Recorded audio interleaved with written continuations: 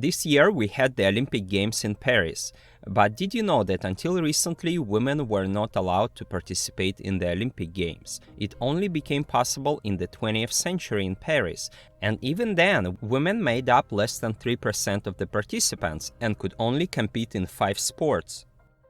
In their book, Marta Trzebiatowska and Steve Bruce explain why men are more likely than women to reject religion or become atheists. And there are good reasons for this. Hi everyone, this is Religiolog, and in this video I'll explain why women tend to be more religious than men. Multiple studies demonstrate that religion is declining in some regions of the world, but here is the thing, this secularization process affects men more than women. So why is that? For example, studies show that women are more likely than men to pray, attend worship, and say that their faith is important to them. Women also dominate the world of New Age spirituality and are more superstitious than men. But why is this the case? Is it due to biological, psychological, or social differences? If you follow my videos, you know I'm planning a video about the history of atheist women. But before that, I'd like to briefly review why it's often harder for women to be secular. And stay tuned because soon I'll share an amazing story about a woman who had a major impact on European and world history. I'm sure most of you have never heard of her, but she did something very significant and affected the history of secularism and atheism. One of the main takeaways from this study is that the gender gap among atheists around the world is not so much the result of biological differences. It may not even be directly related to religion itself.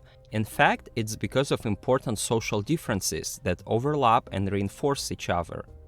Studies repeatedly show that non-religious and atheist people often have better social standing. They're usually well-educated, higher-income males, primarily white. In other words, these are individuals who don't suffer oppression and don't need the support that religion or religious communities often provide. But it's not just that. Tiina Mahlamäki explains that there are several theories about why more men are atheists than women. Some of these theories are shown on the screen, but they have serious flaws. As I mentioned earlier, studies show that atheists often enjoy a privileged status in society, so no surprise they are usually white, educated, and men with good income. In other words, they aren't held back by economic or social factors. That's why education is important in this context. Scholars found a strong correlation between privileged status, gender, and education. Historically, women have had less access to education than men, and studies show that more educated women are generally less religious. Just think about it. Until recently, women didn't have the right to vote in elections or participate fully in political life. For example, in Switzerland, women could not vote until 1971. Until not long ago, women didn't have the right to enter universities, and it was believed that their brains were simply not capable of mastering mathematics and philosophy. That's why would they need an education? Women could not even ride bicycles or dine in restaurants without a male companion, and all property belonged to their husbands. The famous atheist Elizabeth Cady Stanton, who wrote very anti-religious book, The Women's Bible, shared how she was surprised when, as a 10-year-old girl, she received a beautiful necklace for Christmas. Stanton was the daughter of a wealthy congressman and judge in New York, and they were visited by a lawyer who was her father's friend. So this lawyer told her, you know what? When you grow up, your husband will own this necklace. She said, no way, it was my gift. To what he replied, you don't understand, but it's the law. When you get married, you cease to exist in the eyes of the law. And this situation stayed in the little girl's mind, and she would later become one of the most influential advocates for women's rights and staunch critic of religion. Just imagine if your parents give you a golden ring or necklace for your birthday, let's say, but according to the law, it would belong to your husband. Women also couldn't open a bank account. In the US, women only gained this right in the 1960s, and many banks still required a husband's signature. Women couldn't practice law or file lawsuit for divorce or sexual harassment. They were also excluded from serving as jurors. For instance, in Florida, only men could serve as jurors until 1961. Also, until the 1920s in the US, married women were not allowed to have a personal passport. The list of restrictions could go on, but the main point is clear. Being a woman meant and still mean facing many limitations on rights and opportunities. And before I return to the work of Tiina Mahlamäki and the research of Trzebiatowska and Ruse, let me share the story of an amazing woman I promised you earlier. I'm sure many of you have never heard of her. That's Clémence Royer, who is renowned for translating Darwin's work into French. She was French, born in 1830. Darwin published On the Origin of Species in late 1859, and Royer translated it into French in 1862. And this was the first time most French people heard about Darwin. Jennifer Hecht explains in her book The End of the Soul that anthropology began in France with a group of atheists, who later decided to establish the field, and they were partially inspired by Clémence Royer and her interpretation of Darwinism, as well as the brain studies of Paul Broca. Hecht also notes that American anthropologists drew inspiration from the French school, which was significantly influenced by Royer. So what she did was remarkable. She not only added a lengthy preface, but also numerous footnotes to her translation of Darwin. While Darwin himself doesn't talk much about humans, in his book he talks mostly about birds, and only briefly mentioning humans in the last chapter, but Royer wrote a 37-page introduction, and in this introduction she almost directly implies that ideas of Darwin support atheism. Her whole emphasis was not on the evolution of birds, but on human evolution, and that this proves that religion is meaningless. As a result, people who read Darwin's book in French saw this book through this clearly anti-religious lens, almost as if it were a propaganda for atheism. Hecht explains that reading the book in English was a very different experience. Yes, maybe some English readers might think, hold on, if birds developed according to such laws, what does this say about us, humans? Or what does this say about the biblical stories of creation and etc.?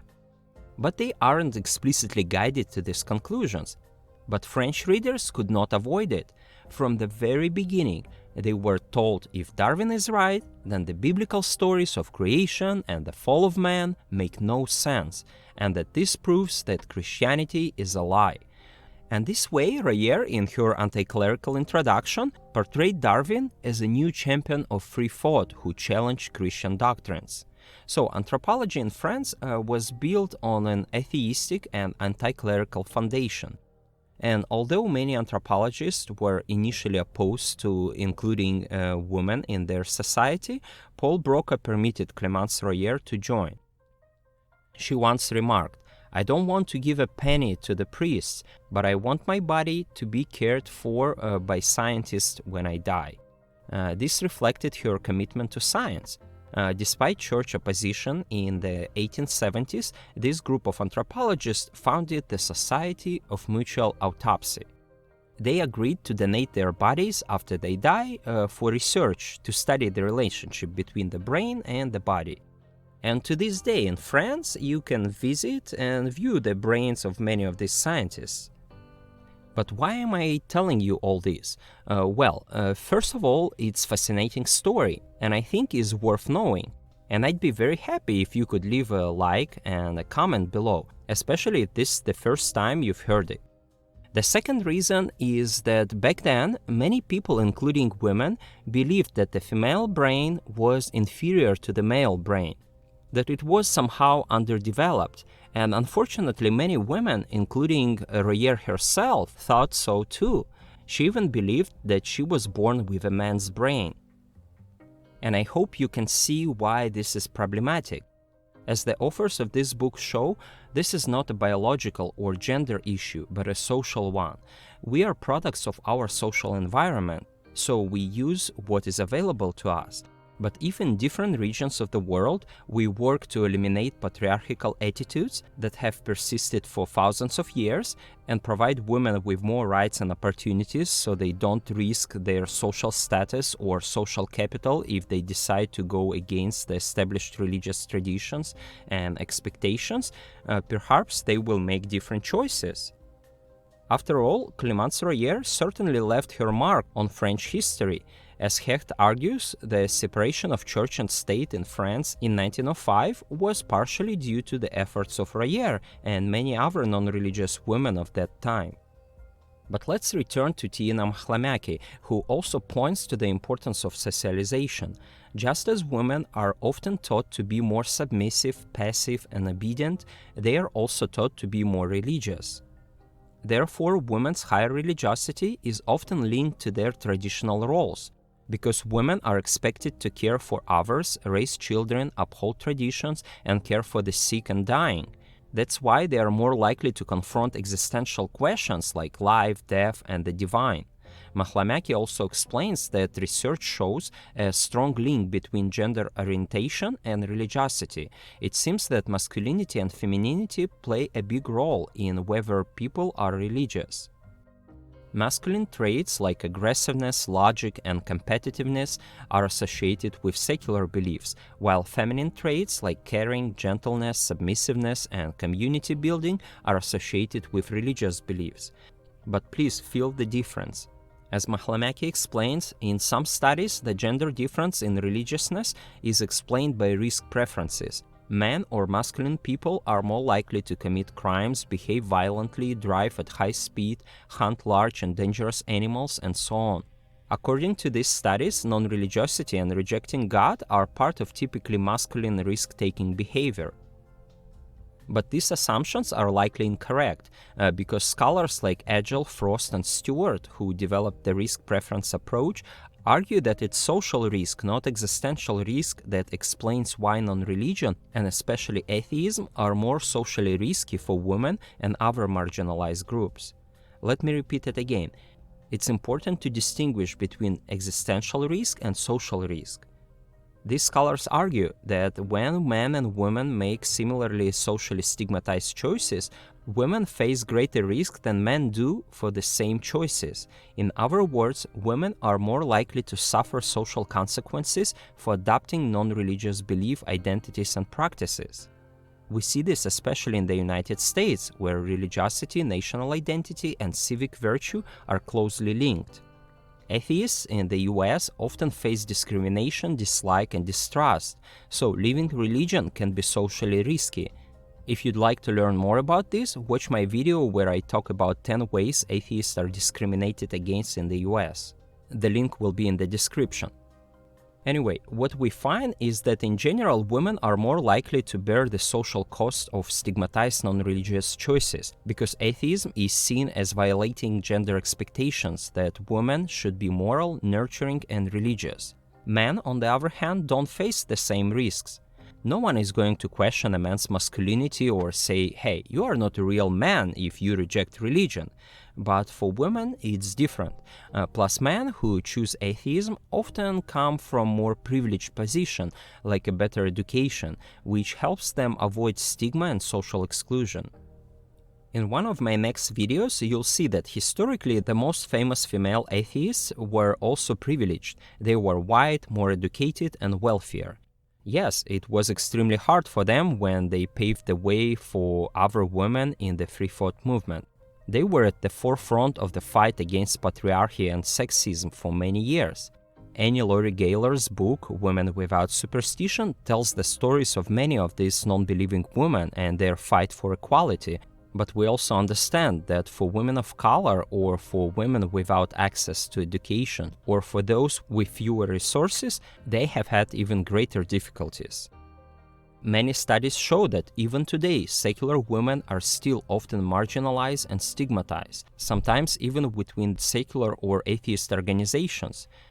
Dr. Günther of the University of California argues that secular women are less likely to join organized atheism because they feel stigmatized even within these communities. In her article, she discusses how women and non-binary individuals report inequality between secular movements and instances of sexual and gender-based harassment. It's therefore not surprising that in the general culture, atheist communities are often perceived as clubs for angry men who make little effort to be inclusive. And in the recent years, we see that many non-religious or secular organizations put a lot of efforts to demonstrate that it is not the case. Also, Barry Kosmin explained that many women are repelled by the dogmatic and aggressive messaging present in new atheist communities. Therefore, such groups often have primarily male membership.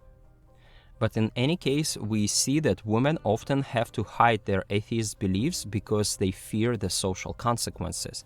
Ariella Feider describes this as living in a heretical closet, from which women are afraid to come out and openly declare their unbelief.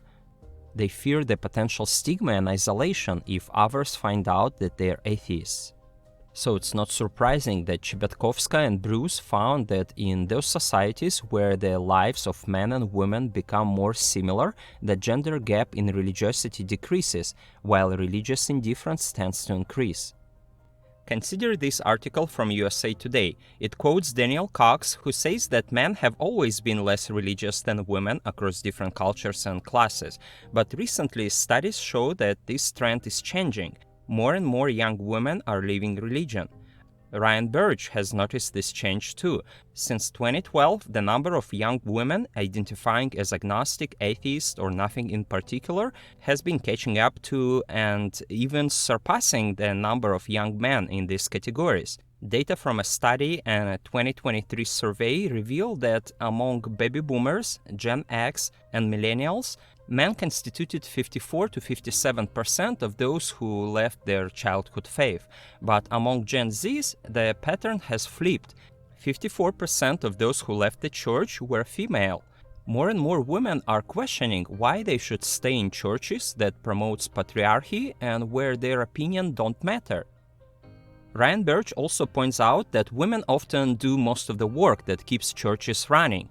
They volunteer, help out, and get their families involved in religious activities. Shayla Gregory, who has studied Christian marriages for 17 years, says that without women, churches would struggle to survive. Also, a study published in the Journal of Religion and Demography, which focuses on Russian demographics, reports the same pattern. There is a significant gender religiosity gap in older generations, with women being more religious than men. But among younger cohorts in Russia, this gender religiosity gap is closing. I also recommend these books. They show the correlation between women's emancipation, the preference for individual choice norms, and the decline of religiosity. And if anyone is interested, my channel has a review of these books. The authors emphasize that for centuries, most major religions encourage women to stay at home, have as many children as possible, and discourage divorce, abortion, homosexuality, contraception, and any sexual behavior not related to reproduction. Women were always housewives, but now things are changing. Women are demanding equal rights with men, wanting to vote and even run for office. What for, women? Why do you need power? And these norms were necessary for the survival of societies, because in the past there was high infant mortality, short life expectancy, frequent wars, and less developed medicine and hygiene. That is, societies had to rely on such norms. But now, thanks to technological advances, we live longer, and child mortality is much lower. These old norms aren't needed anymore for society to survive. But many religions still cling to these traditional rules and resist change. And yes, such resistance creates a serious tension. But with more safety and security, we see that more and more people become indifferent to religion. So these scholars show the condition under which religiosity collapses. And one of the main factors here is the improvement in women's rights and freedoms. And today we see that the number of non-religious and atheist women is growing, and their empowerment goes hand in hand with secularization. In this article, we see how Melanie Brewster of Columbia University and her colleagues note that religions, and especially Abrahamic ones like Christianity, Islam, and Judaism, have tended to significantly disadvantage women. Quote, by restricting access to education, confining the passing of generational wealth or titles to men, not providing adequate reproductive services, limiting the ability to travel independently or own land, limiting employment, and inhibiting their representation in governing bodies, women were expected to bear the brunt of unpaid domestic labor, child rearing, and elder care. And in this way, religious freedoms and gender equality may both be fundamental rights, but are in contradiction to one another.